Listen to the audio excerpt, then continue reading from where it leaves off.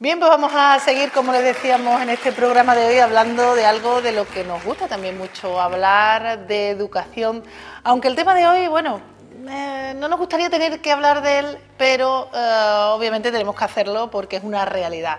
Vamos a hablar del fracaso escolar, de todo esto de datos, porque es que hace poquito tiempo hace pocos días acaba de llegar un informe europeo sobre fracaso escolar.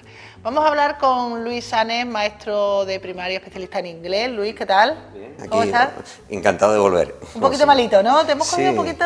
Esta época, como digo yo, esta época de un poquito con el frío y demás, un poquito de males, un poquito la voz cogida, pero bueno, nada que un poco de agua y las ganas de estar aquí no puedan solventar. Vamos a hablar de fracaso escolar. Yo creo que es algo de lo que, bueno, tenemos que hablar porque, como decimos, es una realidad, Luis. Ahora vamos a hablar de los datos de ese informe europeo que yo anunciaba, pero primero nos ponemos en antecedente, ¿no? ¿Qué es el fracaso escolar? ¿Cómo lo podemos definir? Bueno, una de las cosas que se suele desconocer cuando salen siempre datos en los medios de comunicación y se habla de fracaso escolar, que normalmente, por ejemplo, la Unión Europea aplica o entiende el concepto de fracaso escolar como alumnado o estudiantes que abandonan el sistema educativo entre los 18 y los 26 años, es decir, que tienen como máximo la etapa educativa de secundaria. Normalmente se suele asociar más con primaria, pero sin embargo los datos que toma la Unión Europea es a nivel de secundaria. Alumnado que entre 18 y 26 años no tienen más de la educación secundaria. Por lo tanto, por un lado eso, y lo podríamos cruzar con el informe PISA, que sí trabaja incluso un poquito más con el tema de primaria. Datos que a veces, según cómo se quieran ver, pueden ser más optimistas, más pesimistas, pero como siempre intentamos sacar lo mejor de ellos, datos objetivos. Vamos a hablar de esos datos, si te parece, porque no sé en qué lugar deja a España los datos que tú nos vas a ofrecer, ¿no? Sí, bueno, precisamente de actualidad, como decías, Concha, hace un par de semanas, 2 o 3 semanas, ha salido el informe del curso pasado, del año pasado, del año 2018, sobre fracaso escolar, y los datos, bueno, según cómo se vean, los podemos ver con optimismo. Optimismo porque estamos hablando que este año España, en el fracaso escolar, repetimos, como alumnado entre 18 y 26 años que tiene un máximo de educación secundaria, estamos hablando de que en torno hemos bajado del 18%, 17,9% de fracaso escolar. Estamos hablando que en el año 2008, es decir, hace 10 años, teníamos un porcentaje que era el 30,3% de fracaso escolar. Por lo tanto, hemos bajado casi a la mitad, o estamos trabajando para bajar a la mitad. Un camino desarrollado, sin embargo, estamos ahí en la cola de Europa con países como Malta y Rumanía. Para que nos hagamos una idea, los países con menor tasa de fracaso escolar, entendidos como abandono escolar, serían en este caso países como Croacia, Eslovenia, Polonia o Irlanda. Y si estamos hablando de Croacia, que tiene un 3% comparado con el 17,9% de España de este año 2018, pues claro, hay una diferencia notable. La media, de hecho, de los países europeos está en torno al 10%. Para estimación o petición a nivel europeo que deberíamos hacer en España de cara al 2020 sería llegar a una estimación del fracaso escolar del 15%. De aquí a un año a bajar del 17 y algo al 15%, ¿no? Nos estamos acercando, sí. A veces quizás es más esclarecedor. Hoy he traído, por ejemplo, una pequeña gráfica. Si viéramos dónde estábamos y dónde estamos ahora. Pesimismo, en cierta manera, o datos negativos, porque estamos todavía de los últimos países en cuanto a la tasa de fracaso escolar en Europa, pero sin embargo, si mirásemos de dónde venimos en solo 10 años, pues veníamos, si viésemos que hace 2008, en el 2008 estábamos, estaríamos en un 30,3%, y cómo baja, que nos vamos hasta el 17,9% de este año 2018. Por lo tanto, seguimos mejorando, es decir, va bajando el fracaso escolar. Que mejorar es bajar en este caso. Y recordemos que la propuesta o petición de la Unión Europea es que en 2 años más estemos en el 15%. Y si seguimos con esta progresión, desde luego, lo podemos conseguir. Datos un tanto más pesimistas, más que pesimistas, que debe dar que pensar. Porque si nos hemos quedado en 17,9% en fracaso escolar, cuando hablamos a nivel nacional de España, hay unas diferencias notables entre comunidades.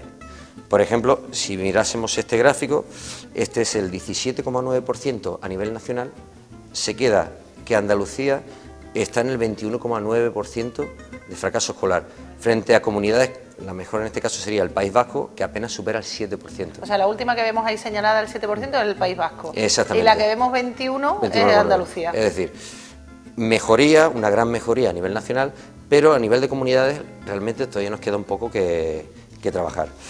Más datos que podríamos, y sabes ya que a mí tantos datos, pero vamos a situar, porque muchas veces puede dar lugar a polémica, y muchas veces ofrecemos los datos y la interpretación, como digo, puede ser de una forma. Sí, cada uno de todas formas los interpreta, los datos son los que son y los que estamos mostrando. Porque a menudo estos datos son a nivel europeo. ¿Cuántas veces hemos escuchado del informe PISA? Todos los años el informe PISA ya es a nivel mundial, que estamos hablando de que en ese aspecto también seguimos mejorando. 3 elementos básicos que se ven en el informe PISA de la OCDE, que, como repito, este informe de fracaso escolar, de abandono escolar a nivel europeo y a nivel mundial, estaremos hablando de que 3 aspectos básicos. ¿Cuántas veces hemos hablado de las pruebas que se pasan en segundo sobre lectura, cálculo matemático, ciencias? En lectura, España por primera vez supera la media de la OCDE este año 2018, es decir, estamos mejor en lectura. Sin embargo, nos estamos estancando en elementos como matemáticas o ciencias. A nivel nacional, volvemos al contraste entre comunidades, y Andalucía, de todas las comunidades españolas, estamos hablando que en lectura somos la penúltima, y la primera sería Castilla y León. Qué polémica se surgió en su momento con estas comparaciones, que todo tiene su contexto, incluso hay explicaciones a ello. En matemáticas, por ejemplo, somos la penúltima, y en ciencias somos la penúltima.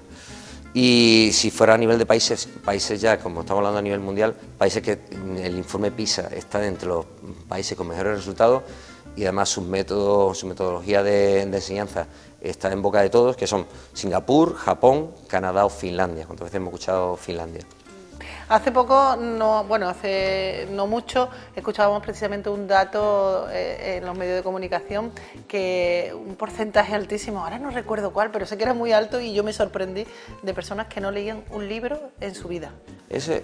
Mira, en España hay personas que no leen un libro en su vida, no sé si era un 60, un porcentaje altísimo. Uno de los elementos que la Unión Europea, estudios estadísticos en la Unión Europea, y se traspasa al Ministerio de Educación en España, que dicen de este tipo de datos, o que influyen muchísimo, es el tema de la influencia familiar o de la educación en el ambiente familiar. Lógicamente necesitamos un refuerzo de la lectura, que tiene que llegar desde los centros educativos, pero también desde casa. Y la verdad que en España, en ese aspecto, todavía tenemos bastante trabajo que hacer en el tema de mejorar la lectura. Se hace, y de hecho en los colegios cada vez el fomento de la lectura está siendo magnífico, y como digo, mejoramos datos. Vamos a retomamos, volvemos al tema del fracaso escolar. Yo quiero preguntarte una cosa que no sé si me ha quedado muy claro, como me lo has dicho al principio. Cuando hablamos de fracaso escolar, estamos hablando de niños y niñas que abandonan después de secundaria o después de bachillerato, porque aquí en España... Hay el dato, por ejemplo, el primero que hemos dado, el que tiene la Unión Europea, ¿cuál es? De abandono escolar, es entre 18... 18, entonces... Claro, estamos hablando de 18 y 24 años, a eso vamos. Normalmente se establece el fracaso escolar y parece que ya es un poco tardío. Estamos hablando de niños que tienen como máximo, el título de secundaria. Lógicamente, eso no es algo instantáneo, sino que podemos, y más personalmente como docente de primaria, obviamente todo eso tenemos que tirar hacia atrás, de que es un proceso, un itinerario que empieza desde más pequeñito de infantil, primaria, y llega a secundaria. Lógicamente se puede trabajar desde más pequeñito. Aunque a nivel estadístico se toma ese, pero desde luego el tema del fracaso escolar se trabaja, o evitar el fracaso escolar se debe trabajar desde primaria. ¿Qué es lo que nosotros queremos ahora abordar un poquito? El tema de esa, no sé, prevención, por llamarlo de alguna forma, ¿no? Sí, de fracaso escolar, es decir, ¿no? De un futuro... Lo que está claro que abandone los estudios. Lo que está claro que a nivel educativo España está mejorando. Estamos hablando de que hemos bajado casi 15 puntos en 10 años, que vamos a cumplir el requisito o la petición europea de llegar al 15% solo de fracaso escolar. Siempre diremos que siempre es mejorable, pero ¿se están haciendo las cosas bien? Sí. ¿Está habiendo un cambio en educación? Sí. ¿Que nos queda camino por recorrer? También. Y que hay una descompensación entre comunidades, también. Motivos o estudios, cálculo estadístico que hay tanto a nivel europeo como nacional, nos dan varias razones o varios motivos de este en teoría fracaso escolar. Uno de ellos que nos dicen es el acceso al mundo laboral de baja cualificación. el alumnado o estudiante que baja o que abandona pronto los estudios por acceder a algún tipo de puesto laboral y deja los estudios pronto. Otro segundo, el desencanto que estadísticamente hay sobre el sistema educativo del estudiante, que eso personalmente, desde luego, es lo que podríamos estar aquí hablando horas y horas, que podemos hacer para mejorarlo. Otro, presupuesto de educación, cifras. España tiene una inversión, ahora que estamos precisamente ahora con el tira flojo de los presupuestos, España tiene una dedicación del 4%, Europa tiene una media del 4,7%. A ver si algún día mejoramos ese presupuesto. Claro. La interinidad. España tiene una interinidad de 1 de cada 4 docentes interinos, tiene un puesto de trabajo temporal en su centro. Y las repeticiones, y hago un inciso ahí, países de los que dijimos antes, Singapur, Finlandia, Canadá, que tienen un gran resultado en el informe PISA en lectura, cálculo, en ciencias, tienen unas bajas cotas de repetición. España, te voy a dar un dato solo, el año pasado, en el año 2018, repitieron en España, en primaria, 73.997 alumnos, en primaria. En secundaria, 164.413 alumnos. Es una barbaridad. Se está haciendo, desde la Unión Europea nos llegan indicaciones, nos piden que valoremos el tema de la repetición. Hay países que tienen una tasa mucho más baja de repetición y tienen muchos mejores resultados, no solo estadísticos, sino conclusivos en el tema de su sistema educativo. Sería otro tema a abordar en otro momento. Claro, el tema daría por mucho, es que claro, realmente este tema daría para mucho y para bastante hablar largo. Pero vamos a centrarnos un poquito, si te parece, en el plan. Sí. Tenemos más datos, si quieres, algún dato más que quieras destacar y hablamos ya un poco de soluciones. No, hemos visto que los datos estamos mejorando, hemos visto de que hay cierto optimismo en las cifras, pero hay cosas que se pueden hacer para mejorarlo. Y vamos a centrarnos, si quiere, dejamos un poquito datos que vemos lo que son, habrá quien los vea. Sabemos, además, yo creo que aquí la mayoría de la gente está en el mundo y todos los que estamos en el mundo en algún momento... Habrá quien vea medio lleno el vaso y otro medio vacío. Y como siempre digo, hay que ser optimista y verlo medio lleno y vamos a llenarlo por completo. Exactamente, pero siempre, exacto, como dice Luis, con un espíritu optimista, de decir, vamos a mejorar. Sabemos que estamos mal. Eso creo que lo sabemos todo el mundo y no es algo que podamos, decir, no, estamos muy bien. No, sabemos que estamos muy mal, pero hay que saber que hay que mejorar y hay que poner las soluciones para poder mejorar, y de eso vamos a hablar. ¿De qué podemos hacer para mejorar? A ver, cuéntame, tú como maestro... Entre elementos que podemos trabajar, ya como docente, ya dejo las estadísticas, como siempre digo, cada dificultad tiene una solución, vamos a buscar soluciones. Una de las soluciones, y tanto a nivel europeo como español y a nivel autonómico se está estableciendo en el sistema educativo, es la atención a la diversidad, que daría para otro programa y para muchísimo tiempo el tema del trabajar la inclusión. A menudo se dice que debemos afrontar la variedad de alumnado que tenemos. ¿Qué incluye ahí? Necesitamos que haya una buena orientación, un buen diagnóstico de las dificultades que pueda tener el alumnado, para que, como dijimos, cuando llegue a secundaria, que no haya ese abandono tan alto todavía de estudiantes que dejan los estudios. A través de un buen diagnóstico, para eso necesitamos recursos, orientadoras de centro, no puede ser que una orientadora o orientador esté compartiendo 7 o 8 centros, logopeda, pedagogía terapéutica, audición y lenguaje, es decir, necesitamos más recursos para eso, para que haya un buen diagnóstico, porque una vez que haya diagnóstico... Es más fácil ponerle la solución. Efectivamente, necesitamos diagnosticar para buscarle soluciones. Por un lado, podemos hablar de dificultades específicas de aprendizaje, desde niños con diagnósticos de disgrafía, el problema de la escritura, dislexia, discalculia, o nos vamos a niños con TDAH o TDA, cada vez hay más casos de niños con hiperactividad o déficit de atención. Podemos hablar de niños con TEL, trastorno específico del lenguaje, niños, cada vez más casos de niños con síndrome de Asperger. Es decir, y si no se aborda ese tipo de problemas, hay más posibilidades de que ese niño en un futuro... Sí, y lo curioso de los datos, teníamos también cada vez otros datos muy concretos, niños migrantes, niños que llegan extranjeros de otros centros, y estamos hablando de 3 de cada 10 niños migrantes que llegan a España tienen fracaso escolar. necesitamos más aulas de tal, es decir, muchas veces también tiramos de los recursos para poder diagnosticar, pero sin embargo, en ese gran porcentaje que se ha establecido o que se ve de fracaso escolar, hay muchos niños que están fuera de ese abanico, no siquiera con dificultad de aprendizaje o puede ser un mal diagnóstico. Y también podemos hablar de los niños con sobredotación o con altas capacidades, por lo tanto el sistema, podríamos decir, ¿quién fracasa? ¿Fracasa el niño o fracasa el sistema? Y cuando hablo de sistema educativo, no solo el sistema educativo formal, no solo son las escuelas, ahí entraría familia, entraría la sociedad, entrarían los medios, siempre todos los agentes que rodean claro, por lo tanto necesitamos dar una atención individualizada, necesitamos ver las características de cada alumno y darle una respuesta a cada alumno. Tengo por aquí, yo hoy vengo cargadito de imágenes, hay una imagen que seguro que hemos visto muchas veces por internet, si la encuentro, aquí. Una imagen que hemos visto más de una vez por internet, frase mal atribuida a Albert Einstein, o bueno, no se sabe exactamente si era de él. La de todos somos genios, pero si juzgas a un pez por su habilidad para trepar árboles, vivirá toda su vida creyendo que es estúpido. Se ha atribuido esa frase a Albert Einstein, no está probado que sea suya, pero ¿qué quiere decir este dibujo tan típico, verdad, que hemos visto más de una vez? Que tú no puedes pedirle, lo justo con el alumnado es pedirle en sus capacidades, buscar sus talentos, buscar en sus cualidades los puntos fuertes y trabajar las dificultades que pueda tener, pero cada alumno es un mundo en sí mismo. Tenemos un sistema educativo que te traza un solo itinerario, o con algunas variantes, pero un solo itinerario por el que tienen que pasar todos. Necesitamos atención individualizada, por lo tanto, un gran diagnóstico para atender a toda la diversidad. Y una vez que hemos atendido a la diversidad, pues darle soluciones a las dificultades que podemos encontrarnos y reducir esas dificultades. Eso por un lado, diversidad.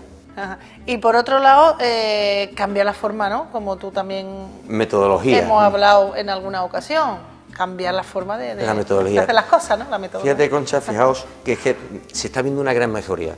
Hemos tenido aquí en este mismo plató, hemos hablado de metodología de gamificación, de uso de las tecnologías, actividades más, el niño no puede estar anclado a la silla, tiene que haber cierta movilidad, trabajo cooperativo, de eso hemos hablado bastante y daría para muchos más programas. Está habiendo un cambio real.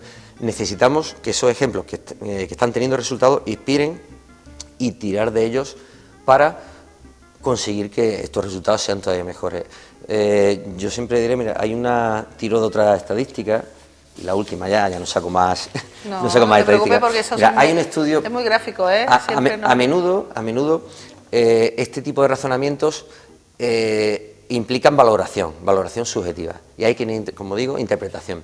Pero sí podemos sacar datos. Hay uno de los principales estudios a nivel mundial en la educación que se ha hecho jamás y con actualización también al 2018. Aquí estamos actualizados al día, que es de un profesor australiano, se llama John Hattie, que tiene lo muestro aquí a cámara, tiene una obra suya que se llama Aprendizaje Visual o que se llama Visible Learning, que hizo un estudio, un macroestudio con datos cuantitativos, no cualitativos, es decir, hizo una encuesta tiene a día de hoy encuestas a más de 300 millones de estudiantes a nivel mundial, con 80.000 estudios en donde han participado toda la comunidad educativa y salían unos parámetros de qué indicadores son los más favorecedores para que haya un aprendizaje efectivo. Pues si estamos hablando de que hay fracaso escolar, es que ese aprendizaje no está siendo efectivo, ese niño no está llegando con las capacidades de destreza desarrolladas al nivel necesario. Y lo curioso, si viéramos aquí la estadística, he señalado solo 4, hay muchísimas, el estudio, como digo, es súper amplio, jamás ha habido un estudio tan amplio como el que ha hecho John Hattie. ¿Y cuáles son esas 4 puntos? Me voy al segundo, el segundo de mayor indicador, el elemento más significativo que hay para favorecer el aprendizaje, el segundo es las expectativas que el docente tenga hacia el estudiante. A menudo un alumno que desconecta es porque o no se ha tenido fe en él o no se ha conseguido sacar lo mejor de él. Pues estamos hablando que entre todos los indicadores que favorecen el aprendizaje, el segundo más importante son las expectativas que el profesor tiene del alumno. Efectivamente, si el docente tiene fe en su alumnado, se pueden sacar cosas magníficas. Necesitamos fe en ellos, porque te estás echando tierra encima, lo sabes, ¿no? No, siempre diré que si no consigo sacar lo mejor de mi alumno, yo estoy fallando. Yo necesito sacar lo mejor de mi alumnado. El talento que tiene, siempre, y en ese aspecto, optimismo siempre. Un niño tiene muchísimo que aportar. Y como digo, veníamos ante la imagen, habrá un alumno que se le da mejor unas cosas que otras, pero todos los niños tienen un aprendizaje potencial en desarrollo de capacidades que es efectivo y que podemos conseguir. Estamos otro que es, por ejemplo, la buena relación entre maestros y alumnos, la necesidad de empatía con el alumnado. ¿Cuántas veces hemos hablado de eso? Y lo curioso, y lo destacado, que está por aquí abajo, de los que menos influencia tienen, que daría para otro programa, el tema de los deberes escolares. Los deberes escolares está por aquí abajo, estamos hablando que no es ni una décima parte de los indicadores más altos de influencia en el aprendizaje. La sobrecarga de deberes que hay, todo daría para programas y programas porque cada uno de estos elementos. Pero, como digo, una metodología activa. La metodología activa, basarse en el alumno, darle un papel activo al alumnado y iba a traer otras cosas, pero he traído lo último y esto es lo último. Si yo te enseño esto, y puede ser es casi una metáfora del sistema educativo y de lo que tenemos que buscar. Si yo enseño esta cámara y digo, venga, memoriza este código de letras que hay aquí. Y doy, 2, 3 minutos, memoriza, mira qué letras son. Claro, a un alumno se le hace un mundo, no conecta consigo mismo. Pero si yo te digo que estas es la primera letra de cada palabra de la canción, feliz, feliz en tu día, amiguito, que Dios te bendiga, y te lo quito. Claro. ¿Y te lo quito y qué? Y ya lo has He conectado con tu emoción. Necesitamos emocionar al alumnado, necesitamos conectar con sus conocimientos, necesitamos que sea significativo para ellos. Pero es que, además, si conecto con sus sentimientos y sus emociones, yo estoy seguro que estamos deseando, y vamos contando las letras de, oye, es verdad, a ver si esa necesidad de conocimiento. Por lo tanto, necesitamos que la educación conecte con el alumnado. Qué buen ejemplo. Por ejemplo, y más cosas, iba a traer, digo, sí, podría haberme traído el listado de libros, los colegios. Y fíjate que decimos que los resultados se habla a nivel de secundaria, pero viene todo desde la época más pequeñita, incluso en infantil, podríamos hablar de esto, y primaria. No puede ser que estemos hablando de clases de 45 minutos, con tantas asignaturas. Hay un estudio que dice que en las clases de 45 minutos, el docente que llega a una clase tarda en torno entre 5 y 10 minutos en recuperar la atención del alumno.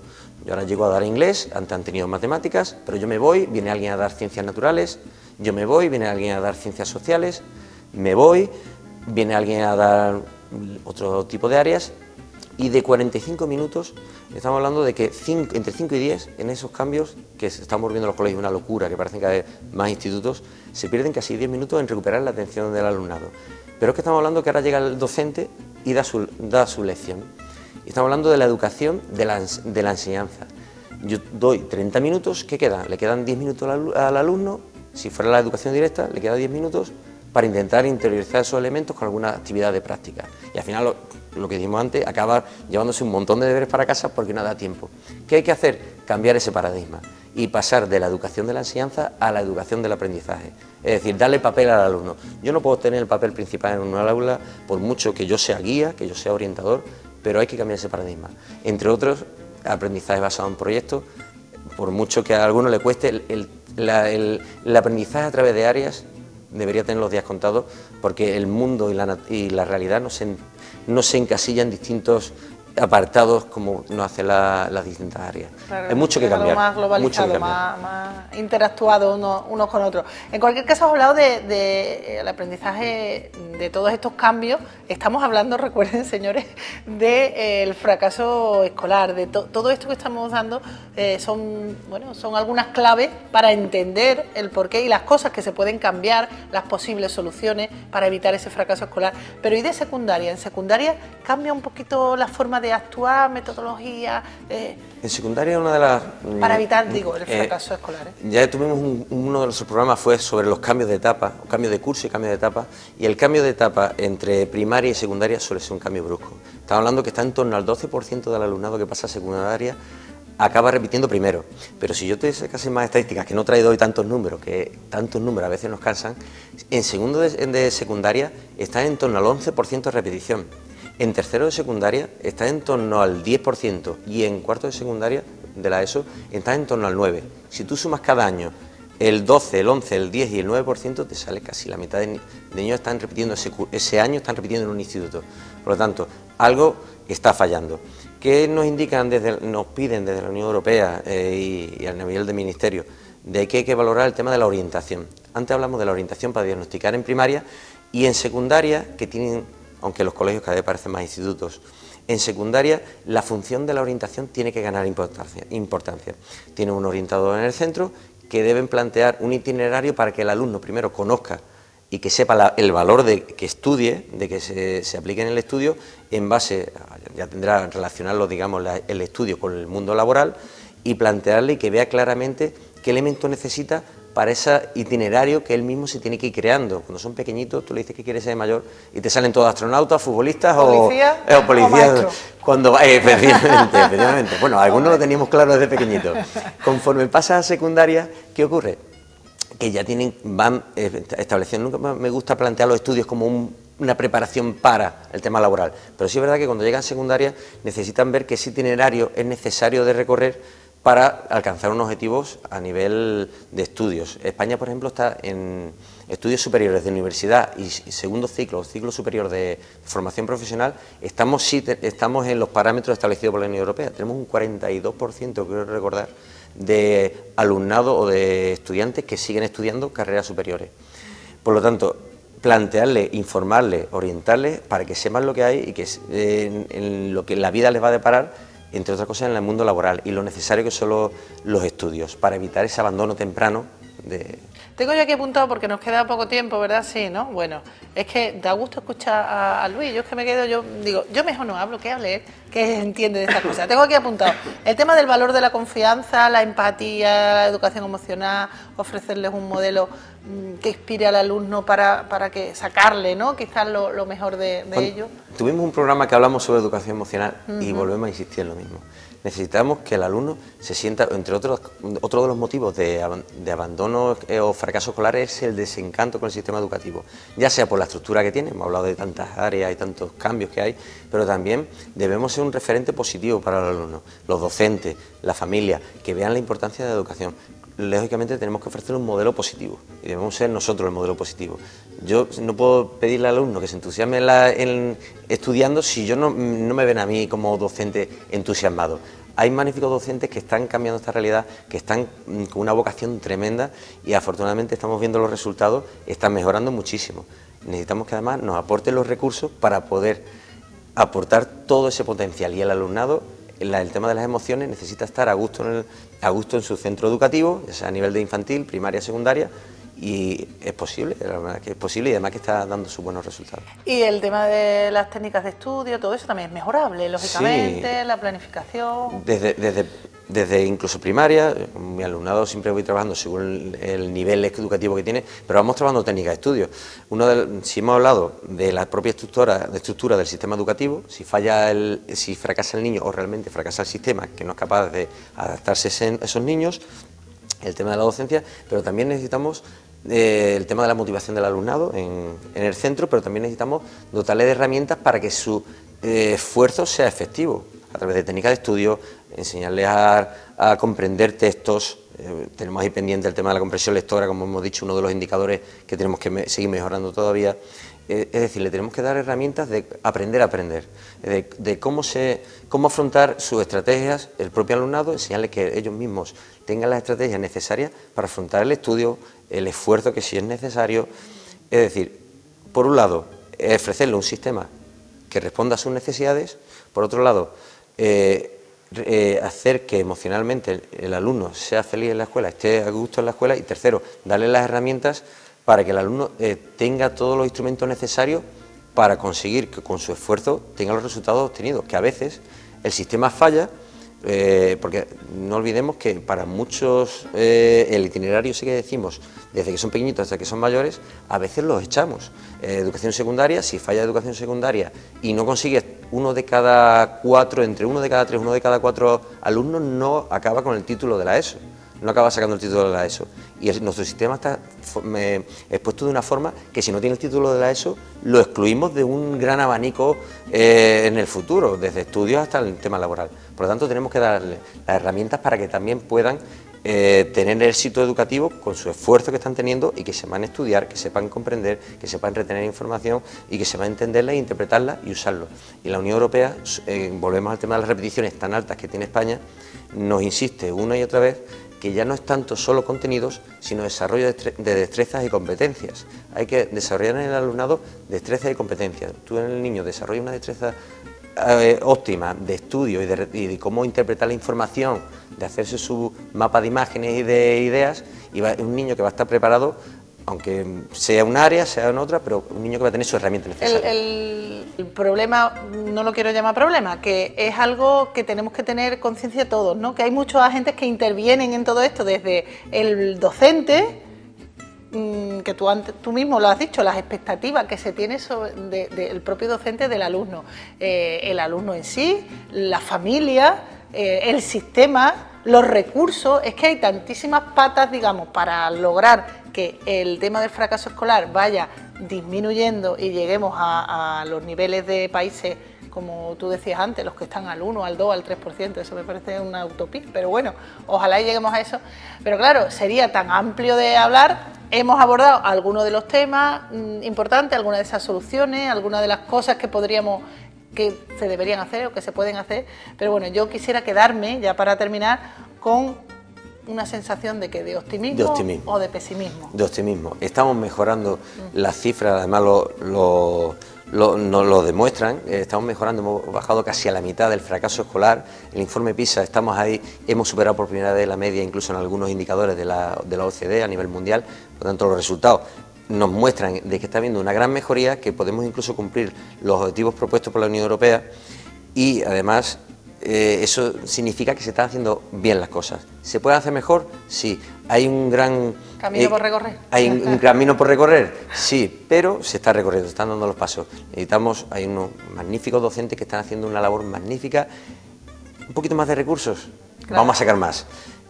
Un poquito más de orientación, vamos a sacar más. Establecer claramente cuáles son las ideas, ese feedback, esa información que nos llega y saber utilizarla, seguiremos mejorando. Yo soy optimista, estamos mejorando, se están haciendo cosas magníficas y podemos mejorar todavía más. En eso estamos y nos quedamos con que estamos mejor y vamos a seguir mejorando. Gracias, Luis, por haber estado aquí. Siempre es un placer escucharte. Yo me quedo embobada porque, claro, también yo creo que todos ustedes nos interesan los temas de educación por nuestros hijos o por nuestros familiares, ¿no? Lo dicho, que muchas gracias a Luis y a ustedes, como siempre, también darles las gracias por estar ahí, como siempre, y decirles que nos vemos en el próximo programa de Hablamos. Disfruten y sean felices. Adiós.